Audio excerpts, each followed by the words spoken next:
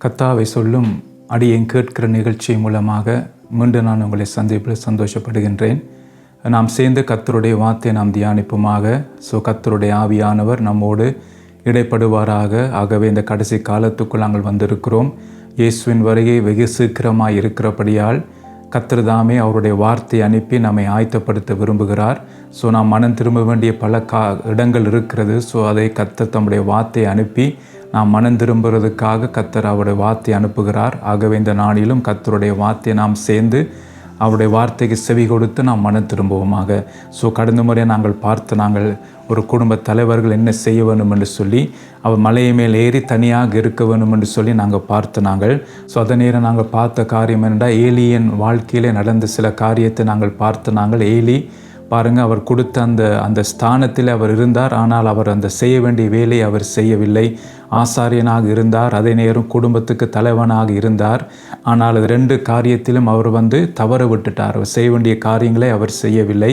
அவர் அதுக்கு பதிலாக என்ன செய்கிறார்னா ஆலயத்திலே வெளியிலே ஆசனத்தில் உட்கார்ந்து அவர் இருக்கிறதை நாங்கள் வாசித்தோம். அதனால தான் இன்றைக்கு அநேக குடும்ப தலைவர்கள், சபை நடத்துகிற தலைவர்கள் ஒரு பொழுதுபோக்காக இன்றைக்கு பல காரியத்தை செய்கிறார்கள். பாருங்கள், ஞாயிற்றுக்கிழமை ஊழியம் செய்வது, அப்புறம் மற்ற நாட்கள் அப்படியே அவர்கள் பொழுதுபோக்காக பல காரியத்தை அவர் உலக ரீதியாக பல காரியங்களை செய்கிறார்கள்.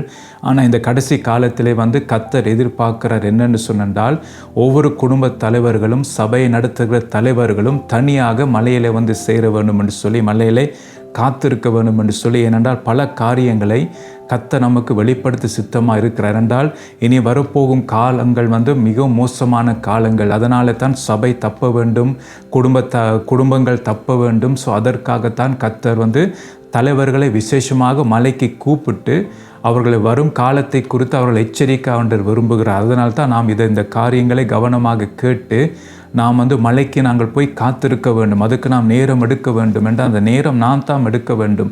பாருங்கள், ஏதாவது ஒரு வாழ்க்கையில் நமக்கு ஒரு வியாதி வந்தால், ஏற்கனவே நான் சொல்லியிருக்கிறேன், வியாதி வரும்போது நம்முடைய சரீர சுகத்துக்காக நாம் என்ன செய்கிறோம், 2-3 நாள் நாம் ரெஸ்ட் எடுக்கிறோம்.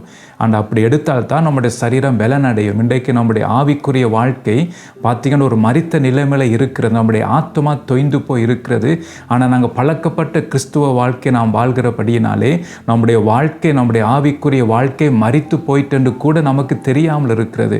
அப்போ நாம் அந்த மயக்க நிலைமையில் நாம் இருக்கிறபடியால் தான் நம்முடைய வாழ்க்கையில் இருக்கிற குறை நமக்கு தெரிகிறது இல்லை. அதனால் தான் ஆண்டவர் கூப்பிடுகிறார் மலைக்கு வரும்படி. அப்போ மலைக்கு போனால்தான் நான் எந்த நிலைமையிலே நான் இருக்கிறேன் என்று சொல்லி அந்த மலையிலே நான் காத்திருக்கும் போது தான் எனக்கு தெரிய வரும். அப்போ கர்த்தர் நமக்கு சொல்லுவார் எந்த காரியத்தை நான் விழுந்திருக்கிறேன், எந்த காரியத்தில் நான் மனம் திரும்ப வேணும் என்று சொல்லி கர்த்தருடைய ஆவியானவர் அந்த நேரத்தில் எனக்கு உணர்த்துவார். அப்போ அந்த காரியங்களை நான் கேட்டு நான் அதை சரி செய்யும் போது பார்த்தீங்கன்னா கர்த்தர் எதிர்பார்க்குற ஒரு மாற்றம் என்னுடைய தனிப்பட்ட வாழ்க்கையிலே வரும். அது அப்படியே என் குடும்பத்துக்கு கடந்து அப்படியே அது சபைக்கு கடந்து வரும். அப்போ ஒரு மாற்றத்தை கர்த்தர் கட்டளிடுவார். அதனால தான் நாங்கள் பார்த்தோம், ஒரு ஆசாரியன் செய்ய வேண்டிய காரியங்களை நாங்கள் பார்த்து 4 காரியத்தை நாங்கள் பார்த்து அந்த காரியத்தை நம்முடைய வாழ்க்கையில் இருக்க வேண்டும் என்று சொல்லி பாருங்கள். அப்போ ஒரு குடும்ப தலைவன் பார்த்தீங்கன்னா, ஒரு குடும்ப தலைவர்களும் சபை நடத்துகிற தலைவர்களும் பார்த்தீங்கன்னா தேவனுடைய சமூகத்தில் காத்திருக்கும் போது தான் நம்முடைய குடும்ப சூழ்நிலையை குறித்து அவர் கர்த்தர் நமக்கு சொல்லுவார். இன்றைக்கு குடும்பத்திலே பல காரியங்கள் நடக்கிறது. அப்போ இன்றைக்கு பல குடும்ப தலைவர்களுக்கு குடும்பத்தில் என்ன நடக்கிறது என்று சொல்லி அவர்களுக்கு தெரியாமல் இருக்கிறது.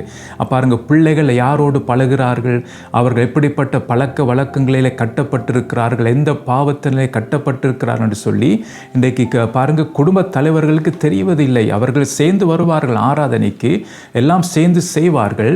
ஆனால் அவங்களுடைய வாழ்க்கையில் பல கட்டுக்கள் இருக்கும். அதே மாதிரி தான் குடும்பத்தில் பல கட்டுக்கள் இருக்கிறது. அப்போ அந்த கட்டு எல்லாவற்றையும் நான் நீக்கி போட வேண்டும் என்றால் குடும்ப தலைவர்கள் கர்த்தருடைய சமூகத்திலே காத்திருக்க வேண்டும். அந்த மலையிலே தனியாக போய் காத்திருக்க வேண்டும். பாருங்கள், இயேசு கிறிஸ்து நமக்கு முன்மாதிரியாக தனியாக போய் காத்திருந்தார். அப்போ பிதாவோடு அவர் கதைத்தார், என்ன செய்ய வேண்டும், அடுத்தபடி என்ன செய்ய வேண்டும், யாரை தெரிந்தெடுக்க வேண்டும் என்று சொல்லி ஒவ்வொரு காரியங்களையும் அவர் தானாகவே தீர்மானங்கள் எடுக்காமல், தானாகவே முடிவுகளை எடுக்காமல், அங்கு பரலோக பிதாவை நோக்கி இயேசு நமக்கு முன்மாதிரியாக அங்கே போய் அவரிடத்து கேட்கிறார். தனிமையாக இருந்து அவர்கிட்ட நான் கேட்கிறார் அவர் இந்த காரியங்களை. அதே போலத்தான் கர்த்தர் நம்மை வரும்படியாக மலைக்கு அவருடைய சமூகத்திலே காத்திருக்கும்படி கர்த்தர் நம்மை கூப்பிடுகிறார். அப்போ இந்த காரியத்தை நாம் சீரியஸாக எடுத்து நாம் ஒவ்வொருவரும் மலைக்கு நாம் போவோமாக. அப்போ நிச்சயமாக நான் உங்களுக்கு சொல்லுகிறேன், நீங்கள் மலைக்கு போய் காத்திருக்கும் போது உங்களுடைய வாழ்க்கையில ஒரு மாற்றத்தை நீங்கள் காண்பீங்க. உங்களுடைய ஊழிய வாழ்க்கையிலே கர்த்தருடைய கரம் உங்களை நடத்துகிறது நீங்கள் பார்ப்பீங்க. அது மாத்திரமல்ல, சுற்றி இருக்கிற ஜனங்களும் கர்த்தர் உங்களோடு இருக்கிறதை அவர்கள் பார்ப்பார்கள். அதான் நீங்கள் பார்த்தீங்கன்னா அபிமெலேக்கும் அவனுடைய ஜனங்களும் ஈசாக்கை பார்த்து சொல்லுகிறார்கள், கர்த்தர் உம்மோடு கூட இருக்கிறது நாங்கள் காண்கிறோம் என்று சொல்லி அவர்கள் சாட்சி சொன்னார்கள். அப்போ அதுதான், அப்போ கர்த்தர் நம்மோடு கூட இருக்கிறதை உலகம் பார்க்கும். பாருங்க, சபை மக்கள் பார்ப்பார்கள், உலகம் பார்ப்பார்கள், குடும்ப அங்கத்தினவர்கள் பார்ப்பார்கள். அப்போ அதுக்கெல்லாம் பார்த்தீங்கன்னா நாம் என்ன செய்ய வேண்டும் என்றால் மலையிலே போய் காத்திருக்க வேண்டும். கர்த்தருடைய சத்தத்தை கேட்க, நம்முடைய குடும்ப சூழ்நிலைகள் அறிவதற்கும், சபை நிலைமையை நாம் அறிவதற்கும் அடிக்கடி நாம் கர்த்தருடைய சமூகத்திலே காத்திருக்க வேண்டும். இன்றைக்கு நாம் என்ன செய்கிறோம் என்றால், நாம் பொழுதுபோக்கான பல காரியத்தை நாம் செய்து கொண்டிருக்கிறோம். கர்த்தருடைய சமூகத்தில் நாம் இருக்கிறதை விட்டுட்டு இன்றைக்கு நாம் என்ன செய்கிறோம் என்றால், பொழுதுபோக்காக பல காரியத்தை நாம் செய்கிறோம். இன்றைக்கு சில பேர் பார்த்துங்க, ஸ்மார்ட் ஃபோனில் கல நேரம் இருப்பார்கள். ஸ்மார்ட் ஃபோனில் இருந்து நோண்டி மற்றவர்கள் என்ன செய்கிறார்கள், மற்றவருடைய காரியங்களை பார்த்து கொண்டிருப்பார்கள். ஸோ அதெல்லாம் பார்த்தீங்கன்னா நம்முடைய டைமை அதெல்லாம் திருடுகிறது. அப்போ நாம் அந்த நேரங்களே கர்த்தருடைய சமூகத்தில் நாம் காத்திருக்க முடியும். அப்போ கர்த்தர் சில காரியத்தை நமக்கு கற்றுக் கொடுப்பார். வேத ரகசியங்களை கர்த்தர் நமக்கு கற்றுக் கொடுப்பார். செய்ய போகிற காரியங்களை நமக்கு அறிவிப்பார். பாருங்கள், பல காரியத்தை நாம் கற்றுக்கொள்ள முடியதாக இருக்கிறது. பாருங்கள், அதனால தான் கர்த்தருடைய சமூகம் எவ்வளவு முக்கியம். அதாவது மலையிலே காத்திருப்பது, தனியாக போய் காத்திருப்பது மிக மிக முக்கியம். அந்த காரியங்கள் பாருங்கள், ஒரு வசனத்தை உங்களுக்கு நான் வாசிக்க விரும்புகிறேன். பாருங்கள், மத்தேயு எழுதின சுவிசேஷம் 7ஆம் அதிகாரம். சீக்கிரம் நாங்கள் வாசித்த வசனம் தான், திரும்ப ஒருக்க வாசித்தால் அது நல்லா இருக்கும் என்று நினைக்கிறேன். மத்தேயு 7ஆம் அதிகாரம் 24 25 உள்ள வசனங்களை நான் வாசிக்கிறேன். ஆகிய நான் சொல்லி இந்த வார்த்தைகளை கேட்டு இவைகளின்படி செய்கிறவன் எவனோ அவனை கன்மலை மேல் தன் வீட்டை கட்டின புத்தியுள்ள மனுஷனுக்கு ஒப்பிடுவேன். பெருமழை சொரிந்து பெருவெள்ளம் காற்று அடித்து அந்த வீட்டின் மேல் மோதியும் அது விழவில்லை, ஏனென்றால் அது கன்மலை மேல் அஸ்திபாரம் போட்டப்பட்டிருந்தது. பாருங்க, அருமையான வார்த்தை. பாருங்க, அவர் என்ன சொல்லுகிறார் இயேசு கிறிஸ்து, ஆகையால் நான் சொல்லிய இந்த வார்த்தைகளை கேட்டு. அதான் முக்கியம். இன்றைக்கு நாம் ஆண்டவருடைய பல வார்த்தைகள் நாம் கேட்கிறோம். ஆனால் அது கேட்டுட்டு நாம் என்ன செய்யணும், அடுத்த ஸ்டெப் நாம் என்ன செய்யணும் என்று வேதம் சொல்லுகிறது. இவைகளின்படி செய்கிறவன் எவனோ.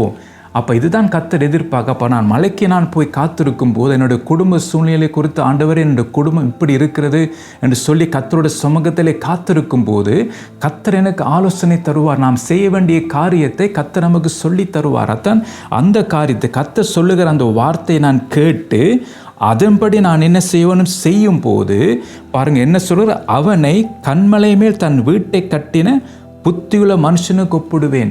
எங்கே அந்த வீட்டை கட்டுகிறாராம்? கண்மலையிலே. அத்தனை நாங்கள் பார்க்குறோம். மலையிலே நான் நிற்கும் போது, அப்போ கர்த்தர் சொல்லுகிறபடி என் குடும்பத்தை நான் கட்டும்போது, என் சபையை நான் கட்டும்போது பாருங்கள், நான் எங்கே அந்த வீட்டை நான் கட்டுகிறேனாம்? கண்மலையிலே நான் கட்டுகிறேன் என்ற அவர் கர்த்தர் சொல்லுகிறபடி நான் செயல்படுகிறேன். பாருங்கள், இன்றைக்கு அப்படித்தானே நாம் இப்போ டாக்டருக்கு வைத்தியர்கிட்ட நாங்கள் போகும்போது வைத்தியர் என்ன செய்வார்? நமக்கு மருந்து தருவார். மருந்து அந்த காரியங்களை தரும்போது அவர் சொல்லுகிறபடி அந்த மருந்தை நாம் எடுத்தால்தான் அந்த வியாதிக்கு நாம் சுகம் பெற முடியும். அப்போ அவர் சொல்லுகிறபடி அந்த காரியத்தை நாம் செய்வோம். நாமாவே யோசித்து நாம் இப்படி எடுக்கலாம் அப்படி எடுக்கலாம் என்று சொல்லி நாமாவே செய்தோம் என்றால் நாம் எதிர்பார்க்குற அந்த சுகம் நமக்கு வராது. அப்போ அந்த மாத்திரை எப்படி எடுக்க வேண்டும் என்று சொல்லி அதில் அவங்க எழுதியிருக்கிறாங்க. அப்போ அதே மாதிரி எடுத்தால்தான் அந்த சுகத்தை நாம் சீக்கிரமாக பெற முடியும். அதே போல தான் கர்த்தர் என் குடும்பத்தை குறித்து, என் சபையை குறித்து சில காரியங்களை அவர் தீர்மானம் வச்சிருக்கிறார், எப்படி செய்ய வேண்டும் என்று சொல்லி. அப்போ அந்த ஆலோசனைகளை நாம் கர்த்தரிடத்தில் நாம் போய் கேட்க வேண்டும். பாருங்க, ஆசாரிப்பு கூடாரத்தை கட்ட பாருங்க, மோசே படித்த ஒரு மனுஷன். அவர் தன்னுடைய ஞானத்தை வச்சு, உலக ஞானத்தை வச்சு அந்த ஆசாரிப்பு கூடாரத்தை, அதில் உள்ள பனிமுட்டுகள் எல்லாவற்றையும் அவர் செய்ய முடியும். ஆனால் அவர் பாருங்க, மலையிலே அவர் காத்திருக்கும் போது பாருங்க, கர்த்தர் அவரை பார்த்து என்ன சொல்லுகிறார் என்றால், நான் சொல்லுகிற மாதிரியின்படியே நீ செய்ய கவனமாக இருக்க வேண்டும் என்று சொல்லி. அப்போ கர்த்தர் என்ன சொல்லுகிறாரோ அதில் அப்படி நாம் செய்ய வேண்டும். அப்போ அதற்காக தான் மழைக்கு மிக மிக முக்கியம் நாம் மழையிலே காத்திருப்பது. ஏனென்றால் எதிர்காலம் நமக்கு தெரியாது. பாருங்கள், நம்மளுடைய ஞானம் குறுகிற ஞானம். அந்த ஞானத்தை வச்சு தான் பல காரியத்தை நாம் செயல்படுத்துகிறோம். அதனால தான் பல விபரீதங்களை நாம் சந்திக்கிறோம். அப்போ கர்த்தரிடத்தை நாம் காத்திருக்கும் போது கர்த்தர் பாருங்கள், அவன் காலமெல்லாம் அவருடைய கரத்தில் இருக்கிறது. நாளைக்கு என்ன நடக்க போகிறன்னு சொல்லி அவருக்கு தெரியும். அதனால தான் அவர் இப்போ எச்சரிப்பார். அப்போ கர்த்தருடைய சமூகத்திலே காத்திருக்கும் போது என்னென்ன காரியங்களோ, சின்ன காரியமோ பெரிய காரியமோ எல்லாம் கர்த்தரிடத்தில் போய் நாம் விசாரிக்க வேண்டும். அப்படி செய்யும்போது கர்த்தர் எல்லா காரியத்தையும் நமக்கு எச்சரித்து நம்மை நடத்துவார். நாம் போக வேண்டிய வழியை நமக்கு காட்டுவார். நாம் செய்ய வேண்டிய காரியங்களை நாம் கற்றுத்தருவார். அதெல்லாம் கர்த்தருடைய திட்டத்தின்படியும் கர்த்தருடைய சித்தத்தின்படியும் நாம் செயல்படுத்தும் போது நாம் என்ன செய்கிறோம் என்றால், கண்மலையை மேலே அந்த வீட்டை நான் கட்டிக்கொண்டே வருவேன் என்று அதுக்கு அடுத்த வசனம் சொல்லுது. பார்த்தீங்கன்னா, பெருமழை சொரிந்து பெருவெள்ளம் காற்று அடித்து அந்த வீட்டி மேல் மோதியும் அது விழவில்லை. பாருங்க, அப்போ என்னென்றா சொன்னா, கர்த்தர் சொல்லுகிறபடி நம்முடைய வாழ்க்கையை நாம் கட்டி வரும்போது பிரச்சனை வராதுன்னு இல்லை, பிரச்சனை வரும். பாருங்கள், எல்லாருக்கும் பிரச்சனைகள் வரும், நமக்கும் பிரச்சனை வரும். ஆனால் ஒரு மாற்றம் வரும், ஒரு வித்தியாசம் இருக்குது. என்னென்றால் பாருங்கள், இதெல்லாம் வந்தாலும் அது விழவில்லை. அதான் அதில் அதிசயம். என்ற கர்த்தர் சொல்லுகிறபடி என்னுடைய வாழ்க்கையை நான் கட்டும்போது, என்னுடைய தனிப்பட்ட வாழ்க்கையை கட்டும்போது, அதோடு என் குடும்ப வாழ்க்கையை நான் கட்டும்போது, அதே போல் பார்த்தீங்கன்னா சபையின் வாழ்க்கை, சபையின் காரியங்களை நான் கட்டிக்கொண்டு வரும்போது பிரச்சனை வராதண்டி இல்லை, பிரச்சனை வரும். ஆனால் அந்த சபை நிலைத்திருக்கும், அந்த குடும்பம் நிலைத்திருக்கும், என்னுடைய வாழ்க்கை கர்த்தருக்கு முன்பாக நிலைத்திருக்கும். ஏனென்றால் அதுக்கு என்ன காரணம் சொல்லுகிறது என்றால், ஏனென்றால் அது கன்மலை மேல் அஸ்திபாரம் போடப்பட்டிருந்தது. அதான் முக்கியம். என்னென்ன அஸ்திபாரம் எங்கே இருக்குன்றால், கர்த்தர் சொல்லுகிறபடி நான் செய்கிறபடினாலே அதுதான் அஸ்திபாரம். அப்போ அது அசையாது. அப்போ நான் மணல் மேல் நாம் கட்டணும் என்ற நம்முடைய ஞானத்தை வச்சு, நம்முடைய அறிவை வச்சு, மற்றவர்கள் கொடுக்குற ஆலோசனையை கேட்டு நம்முடைய குடும்பத்தை நாம் கட்டலாம், நம் சபையை நாம் கட்டலாம். ஆரம்பத்தில் நல்லா போகிற மாதிரி தான் தெரியும், ஆரம்ப காலத்திலே எல்லாம் பெஸ்ட்டாக நடக்கிற மாதிரி தான் இருக்கும். திடீரென்று பார்த்தீங்கன்னா ஒரு சுனாமி அப்படியே எல்லாம் அடித்து போகிற மாதிரி பிரச்சனை திடீரென்று அப்படியே எல்லாத்தையும் தரைமட்டமாக்கி விடும். அப்போது பார்த்தீங்கன்னா எல்லாம் நான் விழுந்து போய் கிடப்போம் அந்த காரியங்களிலே. அதனால தான் இந்த காரியங்கள் வரக்கூடாது என்பதற்காகத்தான் எல்லா காரியத்தையும் கர்த்தரிடத்தில் தான் விசாரிக்க வேண்டும். அதற்காகத்தான் நான் மலையிலே நாம் காத்திருக்க வேண்டும். பாருங்க, மலையிலே நாம் எவ்வளவு அதிகமாக நாம் மலையிலே காத்திருக்குமோ, தனிப்பட்ட ரீதியிலே கர்த்தருடைய சமூகத்திலே எவ்வளவு அதிகமாக நாம் காத்திருக்கிறோமோ, அதுக்கு அதிகமாக கர்த்தர் நமக்கு ஆலோசனை தருவார். எதிர்கால காரியங்களை குறித்து நமக்கு எச்சரிப்பார். வரப்போகிற தீங்களை குறித்து நமக்கு எச்சரிப்பார். நாம் தப்பி செல்வது கேட்ட வழிகளை கர்த்தர் நமக்கு காட்டுவார். அப்போ அதெல்லாம் நாம் தப்பி நாம் என்ன செய்யலாம், கடந்து போக முடியும். அதற்காகத்தான் பார்த்தீங்கன்னா கர்த்தர் ஒவ்வொரு குடும்ப தலைவர்களையும், சபை நடத்துகிற தலைவர்களையும் தனியாக வரும்படி அவர் சொல்லுகிறார். அப்போ இந்த காரியத்தை நாம் சீரியஸாக எடுத்து அவருடைய வார்த்தைக்கு நாம் செவி கொடுப்பதற்காக நாம் என்ன செய்ய வேண்டுமென்றால், நாம் மலையிலே நாம் ஏறி நாம் தனியாக காத்திருக்க வேண்டும். இயேசு கிறிஸ்து அவரை காத்திருந்தார். அதான் பார்த்தீங்கன்னா 12 சீஷரை அவர் தெரிந்தெடுப்பதற்காக அவர் மலையை மேல் ஏறி பாருங்க ராமுழு ஜெபம் பண்ணிறான்னு சொல்லி அங்கே நாங்கள் பார்க்குறோம். இந்த வசனத்தை உங்களுக்கு நான் வாசிக்க விரும்புகிறேன். லூக்கா எழுதின சுவிசேஷம் 6ஆம் அதிகாரம் 12-13 வசனங்களை நான் வாசிக்கிறேன். அந்நாட்களிலே அவர் ஜெபம் பண்ணும்படி ஒரு மலை மேல் ஏறி முழுவதும் தேவனை நோக்கி ஜெபம் பண்ணி கொண்டிருந்தார். பொழிந்து விடிந்த போது அவர் தம்முடைய சீஷர்களை வரவழைத்து அவர்களில் 12 பேரை தெரிந்து கொண்டு அவர்களுக்கு அப்போஸ்தலர் என்று பேரிட்டாருன்னு சொல்லி நாங்கள் பார்க்குறோம்.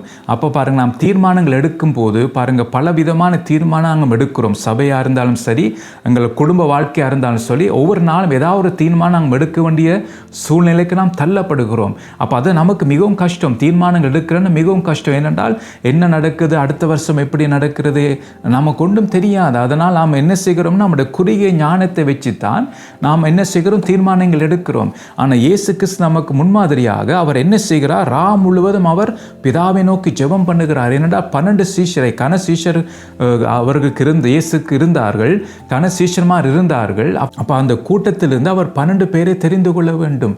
அதனால்தான் அவர் என்ன செய்கிறார் என்றால் முழுவதும் ஜெபம் பண்ணுகிறார். அப்போ அந்த பாருங்க ஜெபித்து தான் அவர் விடிய காலம் வரும்போது 12 பேரை அவர் தெரிந்தெடுக்கிறார். அப்போ அதனால தான் நாம் தனியாக போய் நாம் காத்திருக்க வேண்டும். இதே போல தான் பார்த்தீங்க, சபையிலும் ஒரு தீர்மானம் எடுக்கிறதுக்கு சபை தலைவர்கள் தேவனிடத்து போய் காத்திருக்க வேண்டும். அப்போ கர்த்தர் சொல்லுகிறபடி நாம் செய்யும் போது சபை பார்த்தீங்கன்னா எப்படி இருக்கும் என்றால், அதான் எபேசியர் 5ஆம் அதிகாரம் 26, 27 உள்ள வசனங்களை நான் வாசிக்கிறேன். தாம் அதை திருவசனத்தை கொண்டு தண்ணீர் முழுக்கினால் சுத்திகரித்து பரிசுத்தமாக்குறதுக்கும் கரை திரை முதலானவைகள் ஒன்றும் இல்லாமல் பரிசுத்தமும் பிழையற்றதுமான மகிமையுள்ள சபையாக அதை தமக்கு முன் நிறுத்தி கொள்வதற்கும் தம்மை தாமே அதற்காக ஒப்பு கொடுத்தார் என்று நாங்கள் பார்க்கிறோம். அப்போ பாருங்க, அப்போ கர்த்தர் இங்கே என்ன சொல்லுகிறாருண்டா, அவர் திருவசனத்தை கொண்டு தண்ணீர் முழுக்கினாலே சுத்திகரித்து பரிசுத்தமாக்குறதுக்கும் சொல்லி போட்டு, அப்போ சபை எப்படி இருக்க வேணுமாண்டா, மணவாளன் வரும்போது மணவாட்டி எப்படி இருக்க வேண்டும், கரை திரை முதலானவைகள் ஒன்றும் இல்லாமல் பரிசுத்தமும் பிழையற்றதுமான மகிமையுள்ள சபையாக அவருக்கு முன் பார்த்தீங்க மணவாட்டி நிற்க வேண்டும். அப்போ இந்த காரியங்கள் ஒரு கரை இல்லாத ஒரு வாழ்க்கை, திரை இல்லாத ஒரு வாழ்க்கை, பரிசுத்தம் பிழையற்றதுமான ஒரு மகிமையுள்ள ஒரு வாழ்க்கை வாழ வேணும் என்றால் கர்த்தர் சொல்லுகிறபடி நம்முடைய வாழ்க்கையை நாம் கட்ட வேண்டும். கர்த்தர் சொல்லுகிறபடி நம்முடைய வாழ்க்கையை நாம் வாழ வேண்டும். அப்போ கர்த்தர் சொல்லுகிறபடி நாம் செய்யும் போது பாருங்க, அந்த சபை அந்த குடும்பங்கள் பார்த்தீங்கன்னா இந்த சொல்லப்பட்ட 5 காரியங்களும் காணப்படும். பாருங்க, கரை திரை இல்லாத ஒரு வாழ்க்கை, பரிசுத்தமுள்ள ஒரு வாழ்க்கை, பிழையற்றதுமான ஒரு வாழ்க்கை, ஒரு மகிமையுள்ள சபையாக, ஒரு மகிமையுள்ள குடும்பமாக, ஒரு மகிமையுள்ள தனிப்பட்ட நபராக கர்த்தருக்கு முன் நிற்க முடியும். அப்போ தனியாக போய் தேவனுடைய சமூகத்தில் நாம் காத்திருக்க வேண்டும். ஆனால் இன்றைக்கு நாம் என்ன செய்கிறோம் என்று சொன்னால், தனியாக போய் கர்த்தருடைய சமூகத்திலே காத்திருப்பதில்லை. ஏதோ ஒரு ஊழியத்தை நாம் செய்கிறோம், ஏதோ ஒரு ஜெபத்தை நாம் செய்கிறோம், ஏதோ சும்மா வேதத்தை நாங்கள் வாசிக்கிறோம். ஒரு கிறிஸ்தவனாக செய்ய வேண்டிய கடமைகளை சும்மா நாம் செய்துட்டு போகிறோம். அதனால தான் நம்முடைய வாழ்க்கையிலே மாற்றங்கள் இல்லாமல் இருக்கிறது. பாருங்கள், அதுதான் காத்திருந்தால் தான் பார்த்தீங்கன்னா சபை நிலைமை என்னென்று சொல்லி தேவன் நமக்கு சொல்லுவார். அந்த காத்திருக்கும் போது குடும்ப நிலைமை என்னென்று சொல்லி கர்த்தர் நமக்கு சொல்லி தருவார். அப்போ சபை பார்த்தீங்கன்னா நாம் விருப்பத்தின்படி இருக்கக்கூடாது, நாம் விரும்புகிறபடி சபை இருக்கக்கூடாது, தேவன் விரும்புகிறபடி சபை இருக்க வேண்டும். அதே போல தான் குடும்பமும். இன்றைக்கு நாம் விரும்புகிறபடி தான் குடும்ப வாழ்க்கை நாம் வாழ்கிறோம். அது அல்ல, கர்த்தர் விரும்புகிறபடி நாம் குடும்ப வாழ்க்கை நாம் வாழ வேண்டும். அதான் கர்த்தர் இங்கே நாங்கள் பார்க்கிறோம் இந்த காரியத்திலே. அப்போ சபையின் கண்காணி பார்த்தீங்கன்னா சபையில் உள்ள நல்ல கிரியைகளை தான் அவர் பார்ப்பார்கள். அவர் என்ன பார்ப்பார்கள், ஜன கூட்டங்கள் எல்லாம் ஒழுங்காக ஜெபத்துக்கு வருகிறார்கள், எல்லா ஜெப கூட்டங்களில் அவர் கலந்து கொள்ளுகிறார்கள் என்று சொல்லி பாருங்க. அதை தான் மேலோட்டமாகத்தான் அந்த வெளியில் நடக்கிற காரியங்களை தான் பார்ப்பார்கள். திரள் கூட்டம் ஞாயிற்றுக்கிழமை ஆராதனைக்கு வருகிறார்கள், வீட்டு கூட்டத்துக்கு வருகிறார்கள், உபவாச கூட்டங்களுக்கு தவறாமல் கலந்து கொள்ளுகிறார்கள் என்று சொல்லி அந்த வெளி தோட்டத்தை நாங்கள் பார்ப்போம். ஆனால் உள்ளுக்குள்ளே குடும்பங்கள் இருக்கிற பிரச்சனைகள் நமக்கு தெரியாமல் இருக்கும். குடும்பங்கள் இருக்கிற பார்த்தீங்கன்னா சண்டைகள், சச்சரவுகள் எல்லாம் நமக்கு தெரியாமல் இருக்கும். அப்போ அதெல்லாம் பார்த்தீங்கன்னா நாம் மலையிலே காத்திருக்கும் போது கர்த்தர் தான் எல்லா காரியத்தையும் வெளிப்படுத்துவார். நமக்கு என்னென்ன காரியங்கள் என்று சொல்லி நமக்கு வெளிப்படுத்துவார். அப்போ அந்த காரியத்தை நாம் சரி செய்யும் போது கர்த்தர் சொன்னபடி 5 காரியங்களை தான் நான் பார்த்தேன். கரை திரை பிழையற்ற பரிசுத்தமுள்ள மகிமையுள்ள சபையாக அந்த சபை மாறக்கூடிய விதமாக இருக்கும். அப்போ அதற்காகத்தான் கர்த்தர் என்ன செய்கிறார்னு சொன்னால், ஒவ்வொரு தலைவர்களையும் மலைக்கு வரும்படியாக கர்த்தர் கூப்பிடுகிறார். இந்த மலைக்கு போனால்தான் பல காரியத்தை நாம் கற்றுக்கொள்ள முடியும். பாருங்க, அதான் இந்த மிக முக்கிய காரியம். சில பாருங்க, சபையில் இருக்க சில காரியங்கள் நமக்கு தெரியாமல் இருக்கும். நாம் வெளித்தோட்டத்தை எல்லாம் பார்த்து போட்டு எல்லாம் நல்லா தான் இருக்குன்னு சொல்லி நம்ம நினைத்து கொண்டிருப்போம். ஆனால் உள்ளுக்குள்ள இருக்கிற பிரச்சனைகள் அது நமக்கு தெரியாது. ஆனால் கர்த்தருக்கு தான் தெரியும். அதனால தான் கர்த்தர்கிட்ட நான் போய் கேட்க வேண்டும்.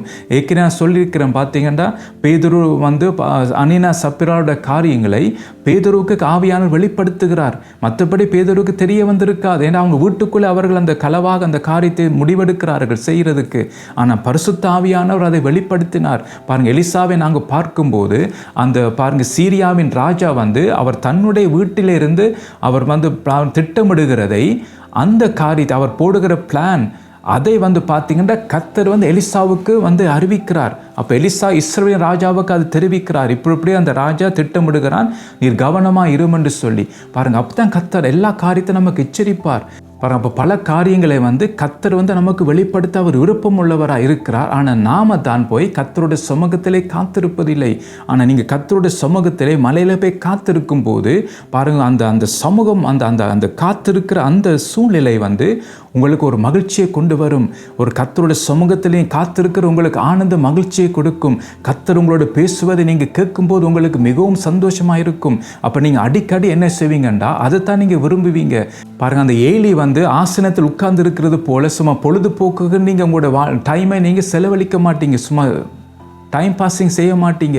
அப்போ நீங்கள் என்ன செய்வீங்கன்னா கர்த்தருடைய சமூகத்திலே காத்திருப்பை தான் நீங்கள் தெரிந்து கொள்வீங்க.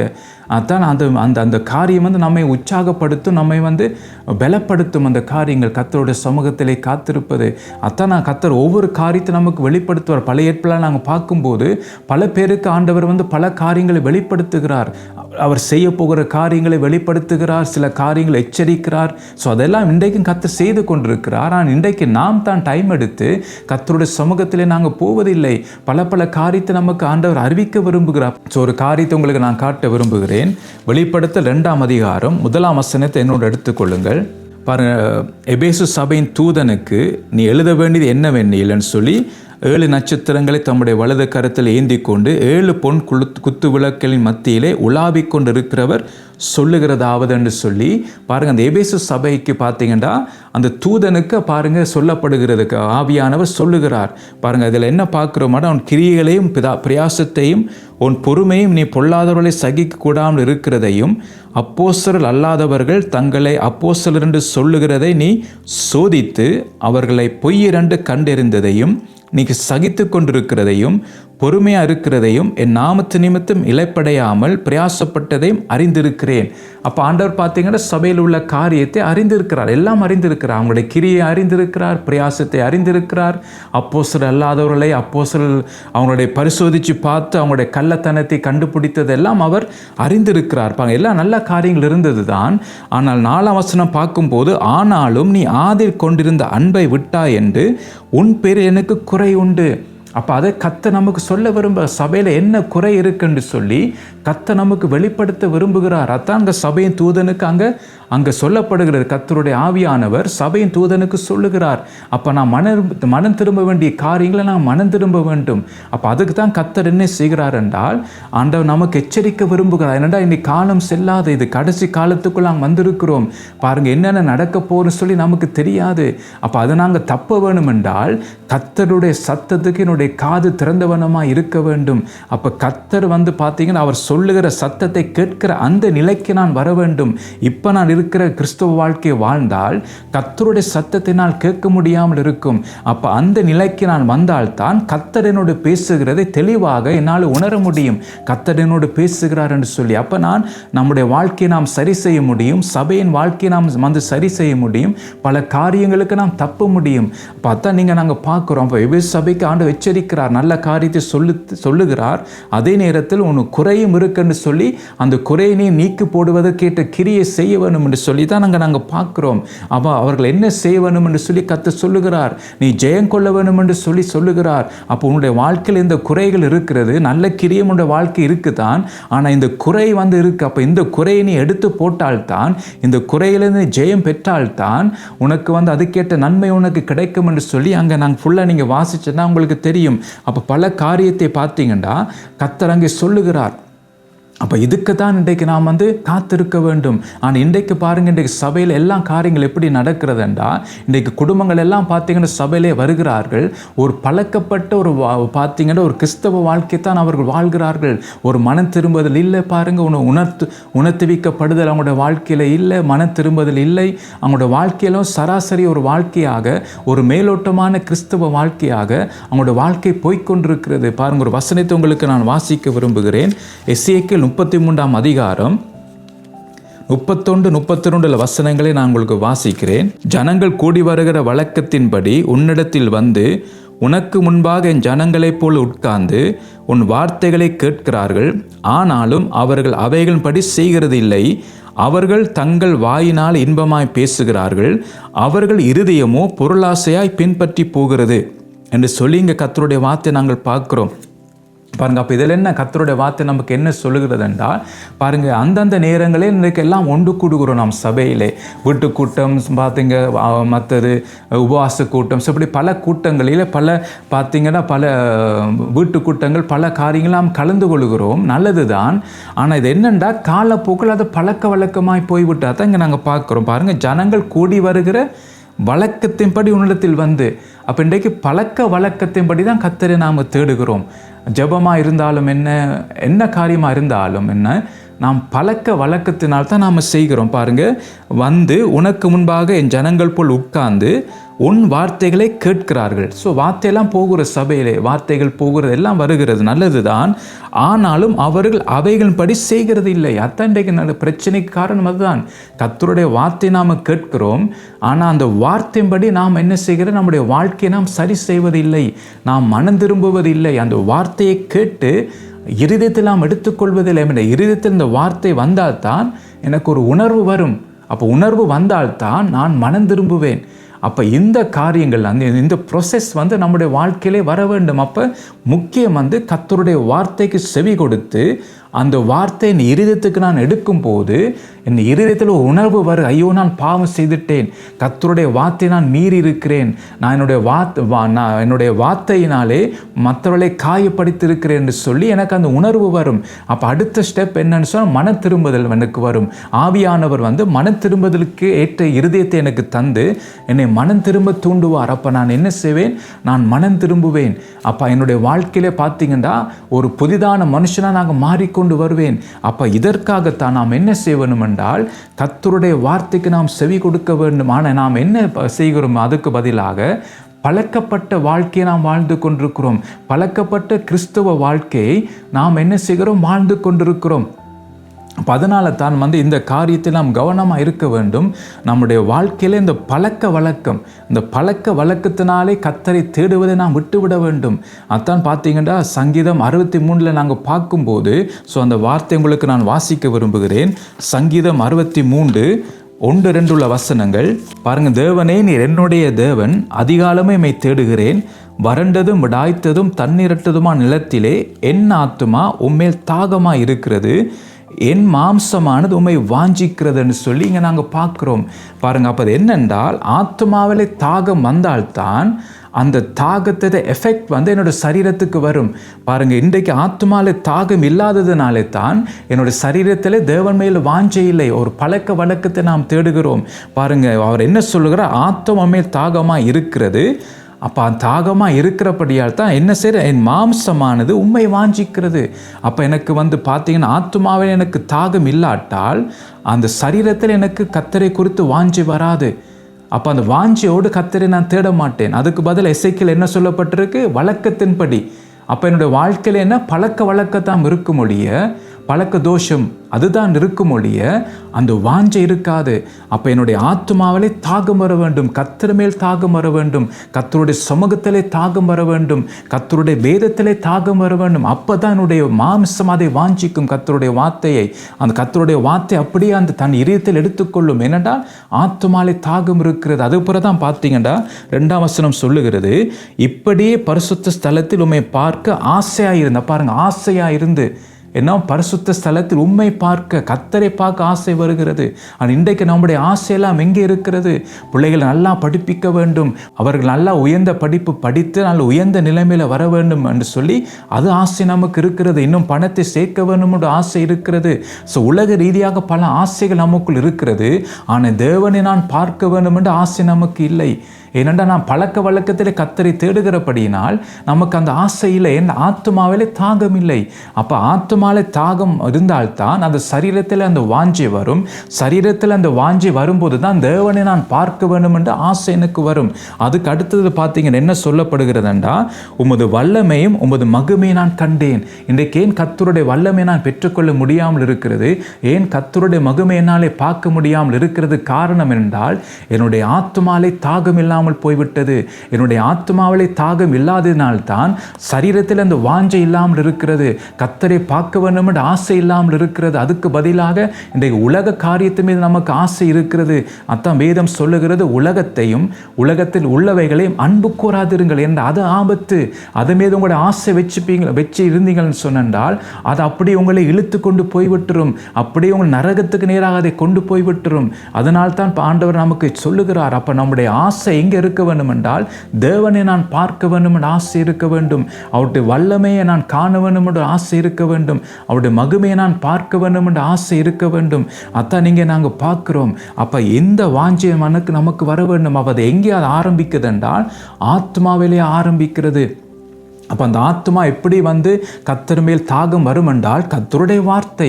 அதை நாங்கள் பார்க்குறோம். கர்த்தருடைய வார்த்தை நாம் கவனித்து கேட்டு அது வாஞ்சோடு கேட்டால்தான் என் ஆத்மாவிலே பாருங்கள் அந்த தாகம் வரும். கர்த்தர் மேல் அந்த தாகம் வரும். அவரை போல நான் மாற வேண்டும், தேவனுடைய சாயல் எனக்குள் வர வேண்டும், அவரை போல மாற வேண்டும் என்று சொல்லி அதற்காக என்னுடைய கிரியை இருக்கும். அப்போ என்னுடைய ஆத்மாவில் அந்த தாகம் இல்லாததினாலே என்னுடைய சரீரத்தை அதை கேட்டு கிரியை இன்றைக்கு இல்லை. அப்போ என்னுடைய ஆத்மா எதை வாஞ்சிக்கிறேன்டா, உலகத்தை வாஞ்சி. அதுதான் என்னுடைய சரீரம் அது கேட்ட விதமாக இயங்கிக் கொண்டிருக்கிறது. அது கேட்டு கிரியை நாம் செய்து கொண்டிருக்கிறோம். ஞாயிற்றுக்கிழமை ஏதோ பழக்க வழக்கத்திலே கர்த்தரை தேடிட்டு அதை நாம் விட்டு விடுகிறோம். அதனால் தான் நம்முடைய வாழ்க்கையிலே மாற்றமும் இல்லை. ஆண்டவருடைய வருகை வந்தால் நாம் எடுத்துக்கொள்ளப்படுவது கேட்ட தகுதி நமக்கு இல்லை. அத்தான் இங்கே கர்த்தர் நமக்கு சொல்லுகிறார். அத்தான் எபேசு சபைக்கு அந்த பாருங்க தூதனை கொண்டு சொல்லுகிறார், மனம் திரும்ப என்று சொல்லி, உன் பேரில் ஒரு குறை இருக்குன்னு சொல்லுகிறார், ஆதி அன்புக்கு திரும்ப என்று சொல்லுகிறார். அப்ப இன்றைக்கு நம்முடைய வாழ்க்கையில பல குறைகள் இருக்கிறது. சபையின் வாழ்க்கையில பல குறைகள் இருக்கிறது. அவது கர்த்தரிடத்தில் போய் கேட்டாதான் கர்த்தர் சொல்வார் என்னென்ன காரியத்தை நமக்கு குறை இருக்குன்னு சொல்லி, நாம் எப்படி அதெல்லாம் சரி செய்ய வேண்டும் என்று சொல்லி கர்த்தர் நமக்கு எல்லாம் சொல்லி தருவார். அப்ப அந்த காரியத்தை நான் செய்யும் போது என்னுடைய வாழ்க்கையில் ஒரு மாற்றம் உண்டாகும்.